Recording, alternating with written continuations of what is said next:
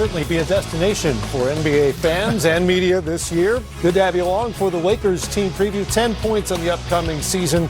Three-time champion with the Lakers, longtime assistant coach Brian Shaw right there. That's Greg Anthony. I'm Matt Weiner. We'll hear from these guys along the way. In one very specific way, this Lakers season has been a long time coming. It was no secret after LeBron James arrived last summer that L.A. had Anthony Davis in their sights. After giving up a package of really good young players and draft picks, the six-time All-Star now wears purple and gold and gives Laker fans that old contending feeling. Here's the King on his new star sidekick. We don't know exactly what our offensive things that we're going to do, defensively we're going to do.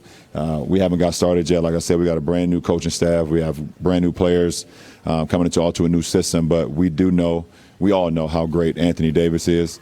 And if we're not playing through Anthony Davis while he's on the floor, then it makes no sense to have him on the floor because he's that great. And it doesn't mean like every time down, we throw it to him and throw it to him and throw it to him. But we have the ability to do that. And he's been very efficient in his career. He commands double teams.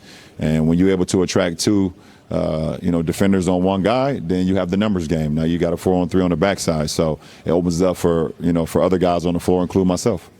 You think LeBron's been thinking about this a little bit with Anthony Davis? He is well rested. He's had all summer to think about what playing with Anthony Davis will mean for this Laker team. And to me, with all these new duos and trios paired together around the league, there may not be a more compatible duo of superstars than these guys. How will it work together?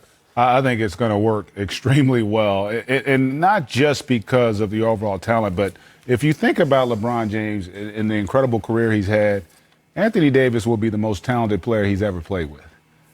Now, there might be guys who've been more accomplished, but when you look at the pure physical talent of Anthony Davis, none of the guys he's played with have that kind of a skill set. And so you pair him at this stage of LeBron's career, I think it's a match made in heaven, and there is going to be a lot of excitement at the Staples Center. And I have to agree, with all the points that Greg made. The fact that LeBron has never played with someone as talented as Anthony Davis.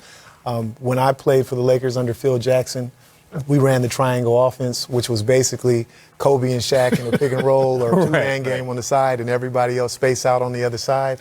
And so when you put those two together in a two-man action, anywhere on the court, you have to pick your poison. And when you throw the defense to stop either one of those two, it's just going to open it up for everybody else. And with the addition of the shooting that they added this season, it's going to be pot shots for guys like Danny Green, KCP, Avery Bradley, and some of the perimeter guys that they added to this team. How will LeBron and AD benefit from each other on the floor? Well, because, just what I said in terms of the picking your poison. So and I think that LeBron now has somebody else out there that he can trust when he's off the ball. And I don't know that he had that last year. And so when he played in Cleveland with Kyrie Irving, he had that guy who he can give the ball to and defer and let him do his thing. And he has somebody in Anthony Davis as well that, when he's off the ball, he has confidence that he's going to make the right play and open things up for everybody else, and vice versa. When Anthony Davis has it, it opens up LeBron to do a little bit more playing off the ball as well. The other aspect of it is when you look at Anthony Davis, he benefits, one, I think his shot quality raises, right? He doesn't have to take as many tough shots. He's a very efficient player, but that's based on him also having to take probably 6 or 7 bad shots a game just by virtue of the talent he played with. You get to eliminate 3 or 4 of those bad shots, make those higher quality shots. So I think that is a huge benefit. From LeBron's standpoint, the fact that you've got a tremendous defensive player in Anthony Davis, that's going to really help at this stage of his career. LeBron's not the defender that he was in his prime. Right. Now you got a guy that can kind of erase some of those mistakes with his ability to play in space, because Anthony Davis is not just a rim protector, he's a shot protector, because he can defend in space, 20, 25 feet from the basket. He's got great lateral quickness. And so when you put a guy like that on the floor, not to mention all the other good defenders they have, that benefits their whole team. And so it's not just what he's going to do statistically, Anthony Davis. We talk about great players making people better. That's one way you can make your teammates better. By being a great defensive player, you erase a lot of mistakes, and Anthony Davis has that ability. There are tons of changes on this team, not just with the roster. Remember, Magic Johnson stepped away at the end of last season. Rob Pelinka is now running basketball operations on his lonesome, and the Lakers also made a coaching change as well. And after drawn-out negotiations with LeBron's old coach, Tyronn Lue, they landed on former Pacers and Magic coach Frank Vogel. In his best years in Indy, you were his assistant there with the Pacers in these 2 seasons. He had great defensive clubs with Paul George and Roy Hibbert, but below average offensive groups. I'll turn to you for this. How will his philosophy on both sides play out in L.A.? Well, that's the question, and that's the big question that I have for this team in terms of defensively. I know how he thinks, and is he going to be willing to be versatile? The game is turning more into a switching man-to-man defense 1 through 5. Is he going to be willing to do that? His teams have, I know the time that he puts in watching film and working on defense and practice every day. And having, Rondo is not the defensive player that he was before. LeBron's not the defensive player that he was. And so the pace that Frank Vogel's offensive teams have played at have been very slow over the years. And so you take possessions away. So if you're playing at a slow pace, it puts more pressure on you offensively to be able to score points, but also defensively to be able to get those stops. And so that's the question. Is Frank Vogel's defense and the pace that he plays going to hinder this team in any ways? If you could whisper in Frank Vogel's ears about what his priorities should be this season, what would you tell him? I think he's got to evolve defensively, and that's tough when that's your staple. But the game's evolved. And if you go back and you look at all the great coaches historically, you look at Pat Riley and Greg Popovich are the 2 guys that come to mind. It's not just that they were great coaches. It's that they adapted to the times. When Pat Riley was with the Lakers, it was Showtime. He came to New York. We didn't have Showtime. No. We had blue collar. Right. He completely morphed his philosophy. We became a defensive half-court oriented team. And if you look at Greg Popovich, you go back to when Avery Johnson was running, they were giving up 90 points a game. He morphed, evolved as the game changed, became much more of an offensive-minded coach. And so that's what you've got to be able to do. You've got to look at the way the game is played today and say, okay, what principles can I take from my past that will carry over, and how can I evolve defensively to be able to play in today's game? You have to switch pick and rolls in today's game. You're not going to let Dame Lillard and Steph Curry and Kyrie and these guys come unabated, attacking a 5-man 30 feet from the basket. Right. You are not going to have success in those matchups. He's also in a really interesting situation there. Obviously, the pressure is on with the roster with Anthony Davis coming in. LeBron is already there. He was clearly not the team's first choice for this job. He's also got Jason Kidd on his roster. He interviewed for that job. He wants to be a head coach again.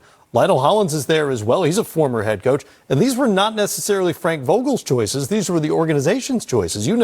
As a head coach and as assistant coach, how those dynamics play out. Yeah, and that's a difficult position to be placed in, when you don't get to choose your own assistants. But hopefully for him, this offseason and the time that they've been able to spend together since the hiring of those guys has allowed them to become familiar with one another. Frank's willingness to not only listen to the suggestions from Frank Vogel as well as Lionel Hollins, but also from Rondo and LeBron, because those are 2 other coaches that aren't in suits on the bench that are on your side that have a big say in what's going to happen out there on the floor. And so his willingness to be able to engage them and ask them what they see out there on the floor and what they would like to do is going to be the question in terms of Frank Vogel. Ordinarily, I wouldn't think this, but Frank Vogel probably has more pressure on him as a head coach than anybody in the NBA, because you've got in Jason Kidd the highest paid assistant now in the NBA. Lionel Hollins, you talked about it, the fact that he's got a tremendous amount of head coaching experience. You're coaching LeBron James. He's never coached a personality. Because when Paul George was with Indiana, he hadn't become this Paul George. He was still a young, unproven talent on his way. So he's got to deal with that, plus the pressures of coaching the Lakers. Yeah. And so he's in a situation on a 3-year deal, but a relatively short contract, which in essence means it's a 1-year deal. Yeah. And so there's going to be tremendous pressure, and he knows that going in. But it's going to, I think, put more pressure on him that first month of the season. It's important for them to get off to a good start and to be healthy. And this is an organization that is well aware that it is in the middle of the franchise's longest ever playoff drought, 6 straight years without a postseason appearance. So that means, I don't know, with with these players, these top two players on this roster, they're looking to become a team that wasn't in the playoffs to a team that maybe wins it all. Are we in championship or bust territory here? Well, I think the Lakers are always in championship or bust territory, you know, when you look at the history of the franchise and the expectations that come with that. The other thing that we didn't add is that other team that's on the other end of the arena in the other locker room. The co-tenant. And the buzz that's around the city now, because now for the first time in a long time, there's two teams, two LA teams that are the focal point of what's going to happen in this NBA season. Adds to the excitement and the buzz around what's going to happen in this NBA season. No doubt about it. But I also think that from LeBron's standpoint, he's probably the most excited because even last year, at their best, he knew that they couldn't compete for a championship. And when you're talking about a guy that's gone to 8 straight finals, that's a tough position to be in, to basically be in where you're having to teach and tutor younger players. Now they've got an experienced roster. You know, they brought in some guys that are going to make a huge difference over the course of an 82-game series. Guys like Avery Bradley, Jared Dudley, those guys are going to be really important. Dwight Howard, in terms of what they can bring on a night-to-night basis, because the real goal is for this group to not only have a good regular season, but to be ready for the postseason, because it is wide open in that Western Conference. And I think you're right. The Staples Center is going to be an exciting place. And the health issue. Yeah. You know, LeBron missed more games than he's ever missed in his career last year. Anthony Davis has had a history of injury problems throughout his career. And so are they going to be able to sustain, manage minutes? This is LeBron's 17th year. Right. And I don't care how, It's going to catch up to him sooner or later, right? Yeah, exactly. And you would argue that it was not a great year for him. We talked about it earlier. He averaged 27, 8, and 8 on a not so great year. Yeah. But you can't put that tread back on the tire once it's worn down. Well, LeBron's Cavaliers were the last team to reach the finals after missing the postseason the previous year. More coming up here on our Lakers team preview. We'll talk about the cast.